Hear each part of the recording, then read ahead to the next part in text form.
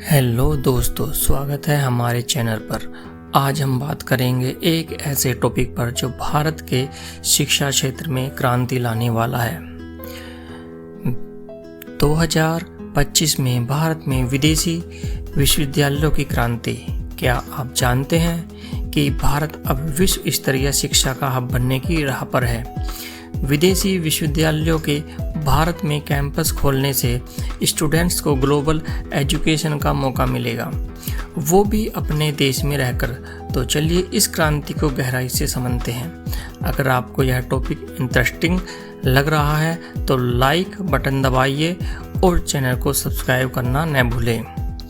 दोस्तों, भारत में विदेशी विश्वविद्यालयों का रास्ता नई शिक्षा नीति NEP 2020 ने खोला। इस नीति के तहत सरकार ने फैसला किया कि दुनिया के टॉप विश्वविद्यालय जैसे हार्वर्ड, ऑक्सफोर्ड और स्टैनफोर्ड जैसे संस्थान भारत में अपने कैंपस खोल सकते हैं। इसका मकसद है भारतीय स्टूडेंट्स को वर्ल्ड क्लास एजुकेशन देना, बिना उन्हें विदेश जाने की जरूरत पड़े। 2025 तक कई विदेशी विश्वविद्यालयों ने भारत में अपने कैंपस स्थापित करने की प्रक्रिया शुरू कर दी है। उदाहरण के लिए ऑस्ट्रेलिया की डिकिन यूनिवर्सिटी और यूनिवर्सिटी ऑफ मेलबोर्न ने गुजरात के गिफ्ट सिटी में अपने कैंपस खोलने की घोषणा की है। ये कैंपस 2024 में ही शुरू हो चुके हैं और 2025 में पूरी तरह से ऑपरेशनेबल होने की उम्मीद है। लेकिन सवाल यह है कि यह क्रांति क्यों जरूरी है। भारत में पहले ही IIT, IIM जैसे शानदार संस्थान हैं, फिर विदेशी विश्वविद्यालयों की क्या जरूरत। चलिए इसे समझते हैं।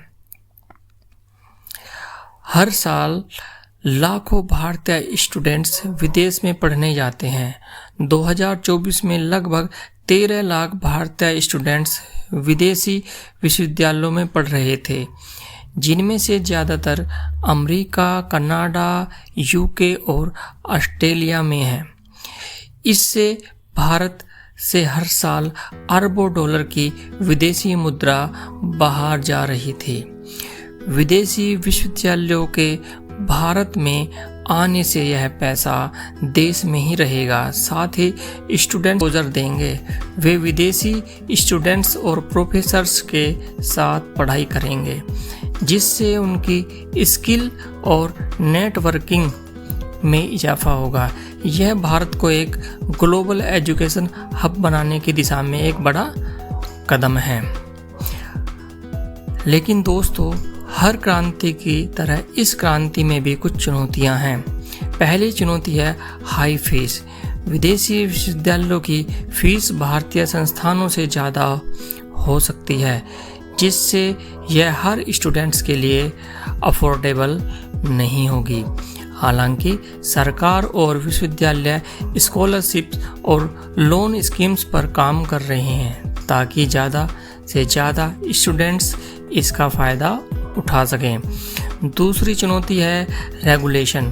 भारत में विदेशी विश्वविद्यालय को UGC और अन्य रेगुलेटरी बॉडीज़ के तहत काम करना होगा, जो उनके लिए जटिल हो सकता है। लेकिन सरकार ने GIFT सिटी जैसे स्पेशल इकोनॉमिक जोन्स में टैक्स छूट और आसान रेगुलेशन की सुविधा दी है।